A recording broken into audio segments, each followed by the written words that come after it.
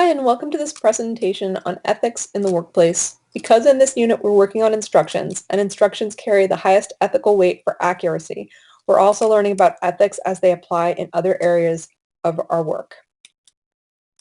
First, we have to ask the question, what are ethics? It's a term you may hear a lot and not be thinking about very much.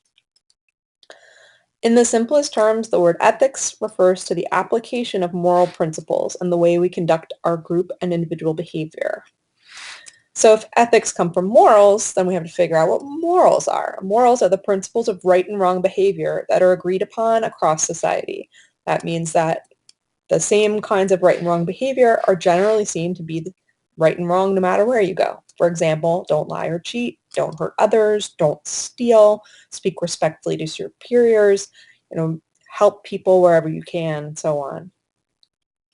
So then you have to go even further and wonder, where do morals come from?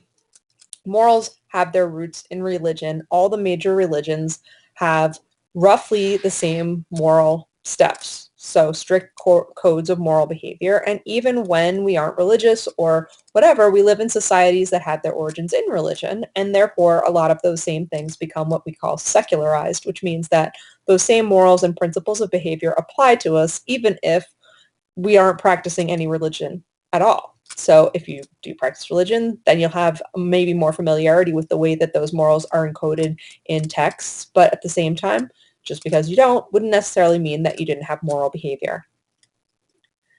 What are expectations of ethics? Do perceptions of what is ethical shift over time, or ethics permanent? Do ethical problems have a single right response? So we're going to examine these questions in a little bit more detail. One of the ways to think about whether or not ethical perceptions shift over time is to think about something that people generally thought was really, really wrong or totally okay at some point that they don't any longer. For example, slavery, or letting teachers use punishment to beat children in school is generally considered, obviously, not appropriate and unethical because it harms people. So then the question is, do ethical problems have a single right response? And we'll look into that in more detail as we go. Here's an example of an ethical dilemma from the famous book and movie Sophie's Choice, where a Nazi requires a woman who is going to be put into an internment camp that she choose between her boy and her daughter, which one she will allow to stay alive. And that's called Sophie's Choice because it's an impossible choice to make, and no parent could make it, but she's forced to. And so when she chooses one over the other, it sort of crushes her for the rest of her life. So here's another example. You probably don't recognize this still from film footage of what was called the Rodney King beating. Rodney King was a man who lived in California. He's still alive. And he was pulled out of his car by some police officers, and he was beaten even though he wasn't doing anything wrong. And this was back in the 1990s, and there weren't that many people with cameras around. So it was unusual to get it on videotape. Nobody had cell phones or, recorders. And this videotape became, quite famous. And so the question that a lot of people asked was this. The ethical dilemma is, obviously it's not ethical to pull somebody out of their car and start beating them. But if you're the person who's filming and you basically just film somebody get killed, like he didn't get killed, but he got terribly, terribly beaten. And on the one hand, that video went on to inspire people to really pay attention to whether or not, there was something called police brutality, and it was, and how big of a problem it was. And at the same time, that person maybe should have put down their camera and gone in and helped the situation. So sometimes the ethical problem and the solution are not immediately obvious. And we're going to be working on some ethical dilemmas in our mini ethics assignment that you'll be doing in the discussion forum, just to get the habit of thinking how we would make an ethical decision in difficult circumstances. So how does all of this apply in the workplace? Ethics have to be applied every time you have to make a decision about what the right thing is to do, and that happens all the time in the workplace. Sooner or later, you'll face an ethical dilemma. So here are some typical ones. Let's see. So Amy promised me a raise if I knew Windows Vista.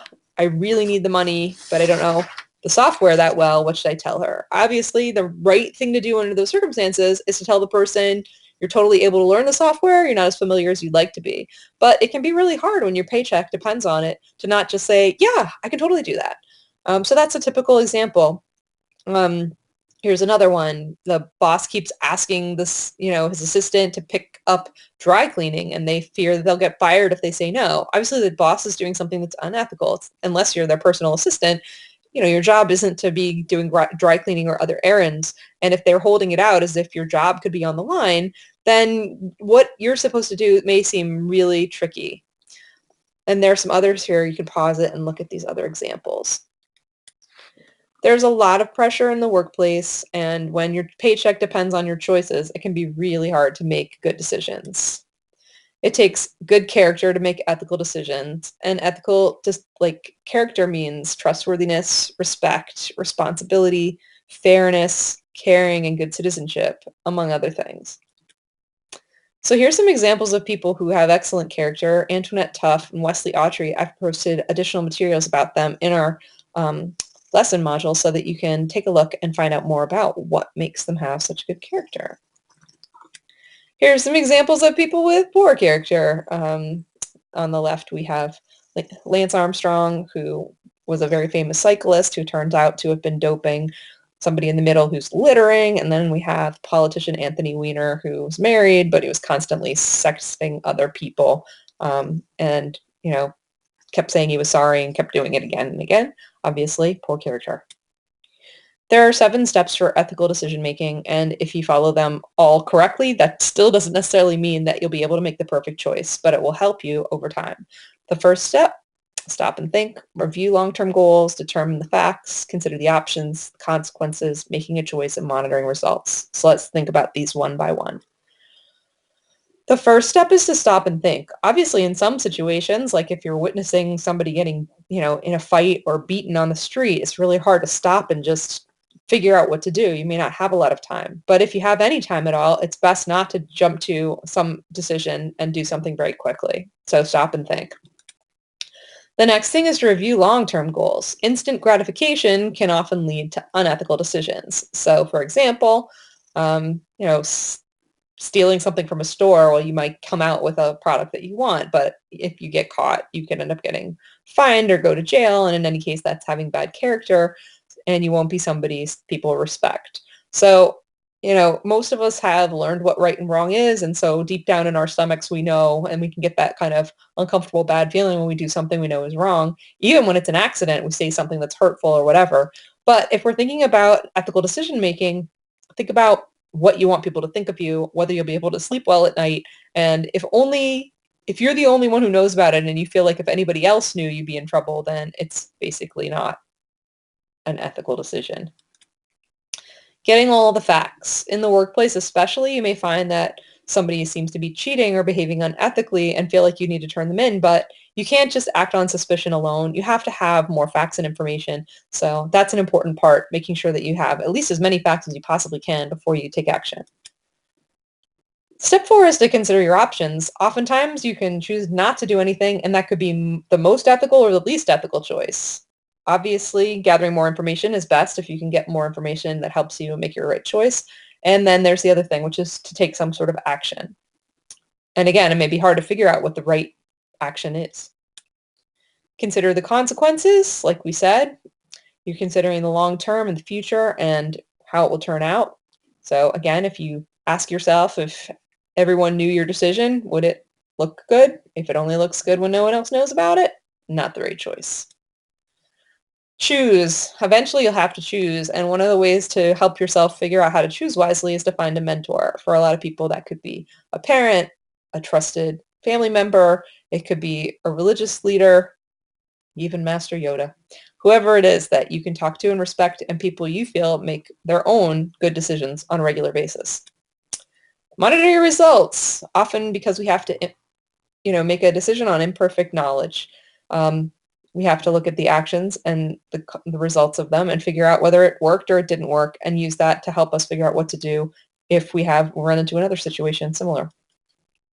Here are some quick tips. First of all, resist the urge to pass tough decisions on to somebody else, assuming they will know what to do, because someday you might be the superior and you'll have to make those decisions, so you have to start getting used to it now. Sometimes alerting a superior is the right thing to do, but passing off the problem is not. Sometimes you may have to choose between the lesser of two evils, which means that there is no choice that won't hurt somebody or has the potential to hurt somebody. In such cases, the best choice is generally the one that hurts the fewest people. And finally, sacrificing yourself is one way, or in one way or another, is seen as one of the most ethical and noble things you can do if the circumstances demand it. Again, to get used to making tough ethical decisions, you have to practice. So think of an ethical problem you may have faced in the workplace or that you can imagine and how you would solve it. And also take time to do your mini ethics assignment and consider the different scenarios that we provided. And that's the end.